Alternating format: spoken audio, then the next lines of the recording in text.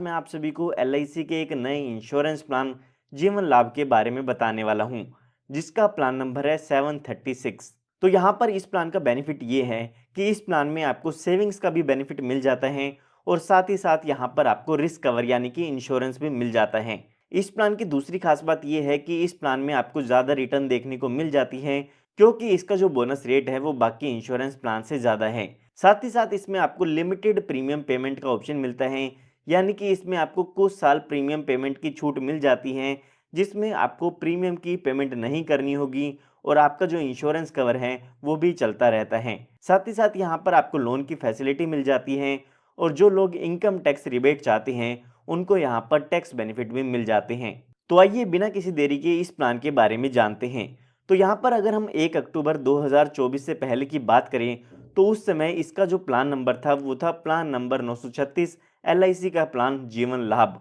लेकिन 1 अक्टूबर 2024 के बाद इस प्लान को मॉडिफाई कर दिया है और इस प्लान का जो नंबर है वो कर दिया है 736, जिसका नाम यहाँ पर सेम रखा गया है एलआईसी जीवन लाभ प्लान। तो यहाँ पर इस वीडियो में हम एलआईसी के प्लान नंबर 736 को तो समझेंगे ही, साथ ही साथ 936 से इसमें क्या चेंजेस किए गए हैं वो भी हम इस वीडियो में जानने वाले हैं। तो आइए हम यहाँ पर सबसे पहले कुछ एलिजिबिलिटी कंडीशंस को जानते हैं जो कि इस प्लान को लेने के लिए आपको ज़रूर समझनी होगी।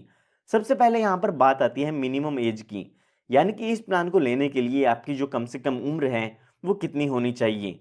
तो वो एज यहाँ पर दी गई है 8 साल की। अगर आपकी एज 8 साल पूरी हो चुकी है या आपके बच्चे की एज 8 साल की पूरी हो चुकी है तो आप इस इंश्योरेंस प्लान को ले सकते हैं। उसके बाद यहाँ पर बात आती है पॉलिसी टर्म की।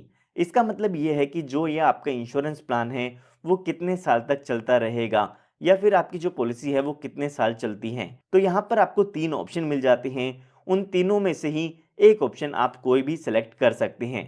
पहला पॉलिसी टर्म ऑप्शन है 16 साल का, दूसरा पॉलिसी टर्म ऑप्शन है 21 साल का और जो तीसरा ऑप्शन है वो है 25 साल का।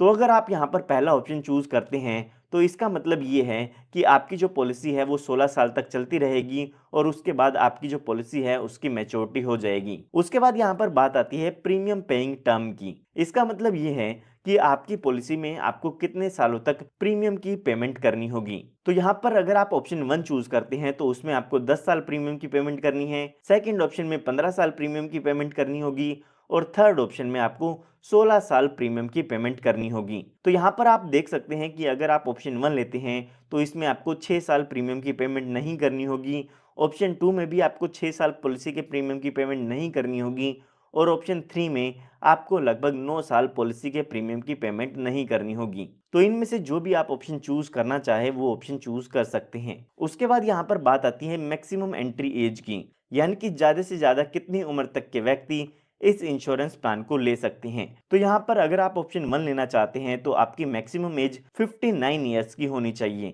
ऑप्शन 2 के लिए 54 ईयर्स और ऑप्शन 3 के लिए 50 ईयर्स आपकी मैक्सिमम एज हो सकती है। यानी कि अगर आप ऑप्शन 1 लेना चाहते हैं तो 8 साल से लेके 59 ईयर्स तक के व्यक्ति इस इंश्योरेंस प्लान को ले सकते हैं। उसके बाद यहाँ पर बात आती है मिनिमम सम एश्योर्ड की, यानी कि कम से कम आप बीमा इसमें कितने रुपए का ले सकते हैं। तो वो अमाउंट यहाँ पर 2 लाख रुपए का दिया गया है। इसका मतलब ये नहीं है कि आपको इसमें 2 लाख रुपए प्रीमियम पे करना है, इसके बेसिस पर ही आपकी जो पॉलिसी के बेनिफिट्स हैं और प्रीमियम है वो कैलकुलेट किए जाते हैं। उसके बाद यहाँ पर बात आती है मैक्सिमम सम एश्योर्ड की, यानी कि ज़्यादा से ज़्यादा बीमा आप इसमें कितने रुपए का ले सकते हैं। तो उसके लिए यहाँ पर कोई भी लिमिट नहीं दी गई है, ये आपके इनकम डॉक्यूमेंट्स पे डिपेंड करता है कि आपको इसमें ज़्यादा से ज़्यादा कितना इंश्योरेंस एलआईसी आपको दे सकती है। अभी तक जो भी मैंने आपको कंडीशन बताई हैं इनमें एलआईसी की तरफ से कोई भी चेंजेस नहीं किए गए हैं। आइए अब एक एग्जांपल की मदद से समझते हैं कि इसमें आपको कितना प्रीमियम पे करना होगा, कितनी मैच्योरिटी आपको मिल जाती है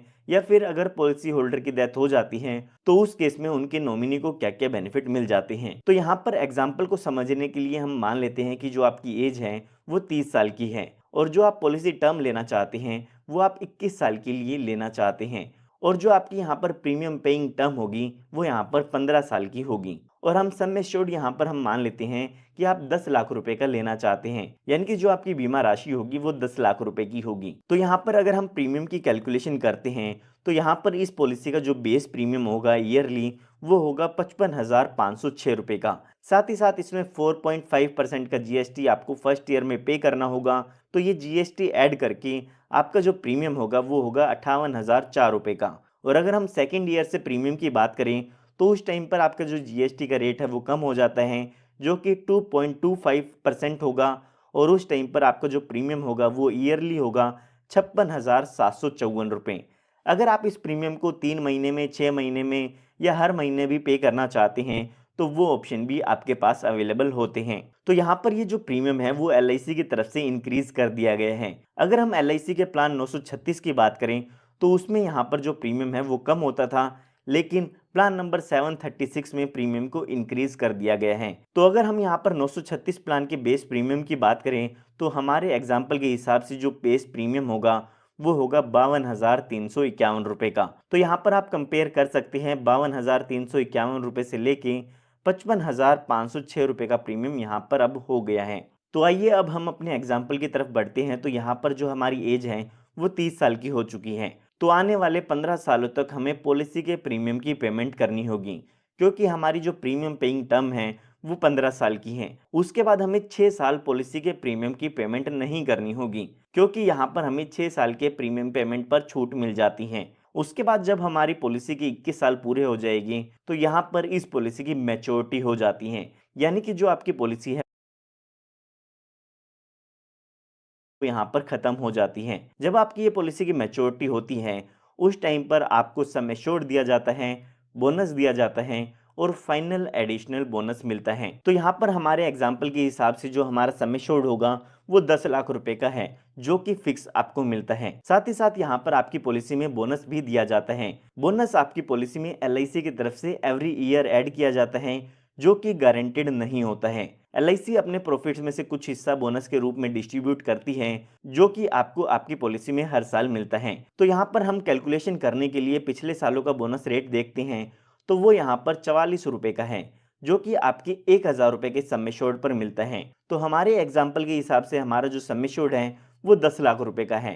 इसका मतलब ये है कि पास्ट ईयर की कैलकुलेशन के हिसाब से हमें लगभग 44,000 रुपये का ईयरली बोनस इसमें मिल सकता है। और 21 सालों का अगर हम बोनस कैलकुलेट करते हैं तो वो यहाँ पर 9,24,000 रुपये का आपको मिल सकता है। साथ ही साथ यहाँ पर आपको फाइनल एडिशनल बोनस भी मिलता है, जो कि पॉलिसी की मैच्योरिटी पर मिलता है। वो हम यहाँ पर मान के चलते हैं कि आपको लगभग 1 लाख रुपए का बोनस मिल जाता है। तो टोटल अगर हम मैच्योरिटी की बात करें तो लगभग आपकी जो अप्रोक्सीमेट रिटर्न आएगी वो आएगी 20,24,000 रुपए की। तो यहाँ पर आप इस कैलकुलेशन को देख सकते हैं। इसके अकॉर्डिंग ही आप अपनी पॉलिसी की